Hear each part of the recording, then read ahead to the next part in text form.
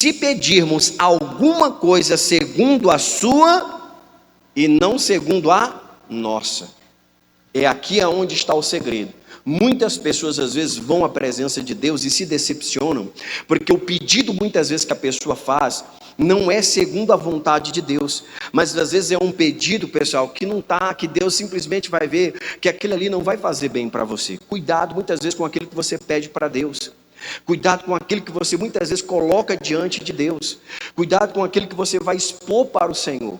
Porque dependendo daquilo que você vai pedir para Deus, entenda muito bem, isso pode gerar bênção para a sua vida, ou pode ser maldição, ou até mesmo pode ser algo que Deus não vai atender, até porque Ele já sabe que aquilo não vai fazer bem para você.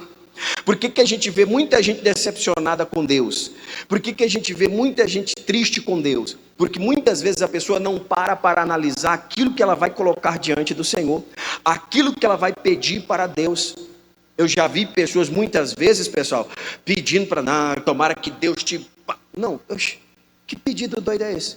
Tomara que Deus pegue e faça você perder tudo que você tem.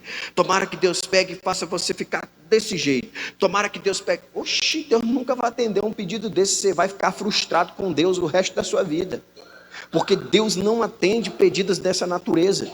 Pedidos que simplesmente servem apenas, pessoal, para o nosso, para massagear o nosso ego, o nosso eu, ou a nossa revolta, a nossa mágoa, né? Às vezes a pessoa está magoada, chateada, revoltada, e às vezes nesse momento ela vai fazer uma oração a Deus, e no momento em que ela faz a oração a Deus com o coração tomado pelo ódio, tomado pelo ressentimento, ela vai simplesmente pedir besteira para Deus, e Deus não vai ouvir, irmão. É tão tal que em Provérbios diz que Deus não ouve, a palavra de Deus diz que Deus não ouve a oração de tolo. Deus não vai ouvir esta oração, porque não está o quê? Segundo o quê? A vontade de Deus. Então ele diz aí, ó, que nós temos que pedir o quê? Que se pedirmos segundo o quê? Segundo a sua vontade. Ele diz aí mais uma vez, que se pedirmos alguma coisa segundo a sua vontade, a vontade de Deus, não é só a nossa não. Não é só a nossa. Tem que estar o quê? Nós temos que estar no centro da vontade de Deus. Por exemplo, Amós 3,3. Coloca lá Amós 3,3 só para você ver. Olha o que ele diz aqui, ó. Andarão dois juntos se não estiverem de acordo? Olha aí, pessoal. Olha que texto sério. Andarão dois juntos se não estiverem de acordo? Não tem como andar, irmão. Não tem como conviver. Não tem como estar. E Deus espera que nós estejamos sempre no centro da vontade dEle. Entenda muito bem isso. E é aqui onde muitas vezes as pessoas pegam, e é o pedido, é o que Deus quer que você entenda. Deus tem visto que muitas pessoas têm simplesmente se colocado diante de Deus, e não têm recebido aquilo que tem buscado, porque está buscando o quê? Errado. Lembra, eu já preguei essa mensagem aqui, aonde fala a respeito, né? A palavra de Deus diz, pedis e não recebeis. Por quê, pessoal? Porque pedis mal, está lá em Tiago. Então a Bíblia diz isso, pedis e não recebeis, porque pedis mal. Pedis mal de que maneira? Para gastardes em vossos próprios deleites. Olha lá, ó. Pedis e não recebeis, porque pedis mal, para gastardes em vossos próprios deleites. Então, às vezes, o que a pessoa quer, muitas vezes, é apenas massagear um ego, um sentimento. Ela quer alimentar aquele sentimento que está no coração dela. Não para que Deus seja o quê? Não para que Deus seja glorificado. Então, nós temos que aprender, temos que ter essa confiança. A confiança de que Deus vai... Aí, mais uma vez, aí nós temos que ter a confiança que Deus é aquele que vai fazer o quê? Aquilo que nós pedimos. Mas aquilo que nós pedimos segundo a vontade de Deus. Aí eu te pergunto, a vontade de Deus é que você fique doente ou que você seja curado? A vontade de Deus é que a sua família seja restaurada ou destruída, pessoal? Então veja que sempre a vontade de Deus é para coisas boas, nunca para coisas ruins. Deus nunca vai almejar que você deseje o mal de ninguém, irmão. Deixa que cada um entenda muito bem. A Bíblia diz que cada um, para cada dia, tem o seu mal. Já tem lá muitas vezes o inimigo que já está azucrinando a vida da pessoa. Já tem Satanás que já está lá tentando tirar a paz da pessoa. Já tem lá o inimigo que está cercando a pessoa, porque a Bíblia diz que o diabo está escrito assim, o apóstolo Pedro escreveu isso dizendo, o diabo, a palavra ele começa dizendo assim, porque o diabo, nosso adversário, então olha que coisa, a pessoa já tem um adversário, você não precisa ser mais um não, está amarrado em nome de Jesus.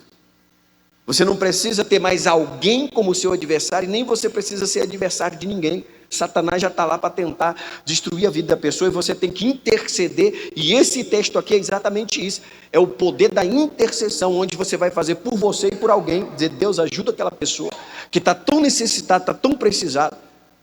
Às vezes aquela pessoa está atormentada e você tem que entender que não é a pessoa em si, é um diabo que está lá agindo na vida da pessoa, tentando tirar a paz da pessoa. E aí nós precisamos fazer o quê? Entender que ela não precisa de mais um inimigo não, Satanás já está lá enchendo a paciência da pessoa. Então nós precisamos ter essa confiança de que o Senhor é aquele que espera que nós venhamos fazer o quê? Entrar na presença dEle, e o que nós vamos pedir tem que estar segundo a vontade de Deus, alinhado à vontade de Deus. E aí quando você for orar hoje, fale com Deus, Deus, eu tenho essa lista de pedidos, está errado pastor? Não, está não. Porque o próprio Senhor Jesus foi quem nos ensinou, está escrito na palavra, saiu da boca de Jesus Cristo, ele diz, pedi e dá-se-vos, porque todo aquele que pede, então pronto filho, não fica com medo de pedir não, não fica acanhado não, só pare e analise, peraí, deixa eu dar uma analisada aqui nessa lista de pedido, deixa eu ver o que é que precisa, esse pedido aqui precisa reformular esse pedido, esse aqui eu preciso tirar, porque realmente não, Deus, isso aqui realmente Deus não é. Aí eu preciso ter essa consciência daquilo que eu vou colocar diante de Deus, sabendo e tendo essa certeza. Então ele diz, esta é a confiança que temos nele, que se pedirmos alguma coisa, segundo a sua, o que pessoal? Segundo a sua vontade, ele vai fazer o que? Olha o final do texto, ele vai pronto, acabou, ele vai nos ouvir, irmão, Deus nos ouve. Então o texto fala sobre três coisas importantes. A primeira é a confiança que nós temos que ter. A segunda é a certeza daquilo que nós vamos pedir a Deus, sabendo que o que nós vamos pedir a Deus não está fora, não está ali, longe do propósito que Deus tem para a nossa vida. Temos que estar alinhado com Ele. E o final diz o quê? Que nós temos que ter essa convicção, a certeza de que Ele vai fazer o quê? Que Ele vai ouvir você, e Ele ouve. Porque Ele não é um Deus morto não.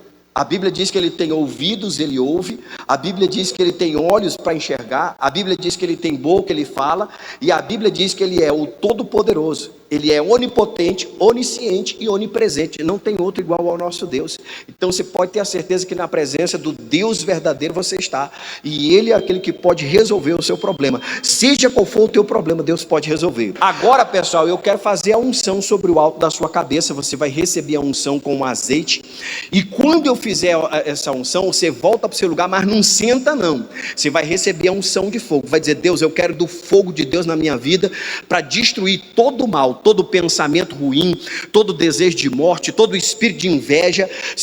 Você, pastor, eu tenho sentido, eu tenho percebido que eu tenho sido vítima de quê? De inveja, de olho gordo. Olha, pastor, de uma hora para outra as coisas começaram a dar errado, o negócio começou a travar, a coisa começou a dar errado. Então vem aqui na frente de você, pastor, é uma dor no braço, é uma dor de cabeça, é uma canseira, é um desânimo, é um negócio ruim, é uma coisa que está me atrapalhando e eu quero essa unção de fogo. Na hora que nós derramarmos esse azeite vermelho sobre o alto da sua cabeça, tenha fé, confiança de que é o poder de Deus se manifestando e a sobra do mal vai cair por terra em nome de Jesus, amém? Louvado seja o nome do Senhor. E aí todos vocês vão fazer assim, vem todo mundo por lá assim, sai do seu lugar por lá e passa aqui na frente aqui para receber essa unção no nome de Jesus. Isso, vem recebendo a unção no nome de Jesus, isso, e volta para o seu lugar, não senta não, viu?